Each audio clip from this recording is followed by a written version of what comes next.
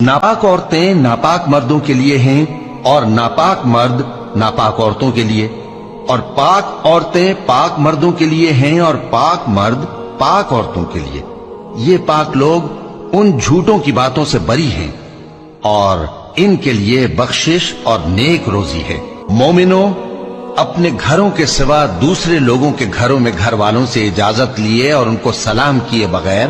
داخل نہ ہوا کرو، یہ تمہارے حق میں بہتر ہے، اور ہم یہ نصیحت اس لیے کرتے ہیں کہ شاید تم یاد رکھو۔ پھر اگر تم گھر میں کسی کو موجود نہ پاؤ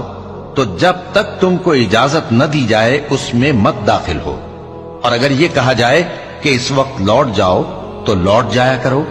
یہ تمہارے لیے بڑی پاکیزگی کی بات ہے، اور جو کام تم کرتے ہو اللہ سب جانتا ہے۔ ہاں، اگر تم کسی ایسے مکان میں جاؤ جس میں کوئی نہ بستا ہو اور اس میں تمہارا اسباب رکھا ہو تو تم پر کچھ گناہ نہیں، اور جو کچھ تم ظاہر کرتے ہو اور جو پوشیدہ کرتے ہو اللہ کو سب معلوم ہے۔ مومن مردوں سے کہہ دو کہ اپنی نظریں نیچی رکھا کریں اور اپنی شرمگاہوں کی حفاظت کیا کریں، یہ ان کے لیے بڑی پاکیزگی کی بات ہے، اور جو کام یہ کرتے ہیں اللہ ان سے خبردار ہے۔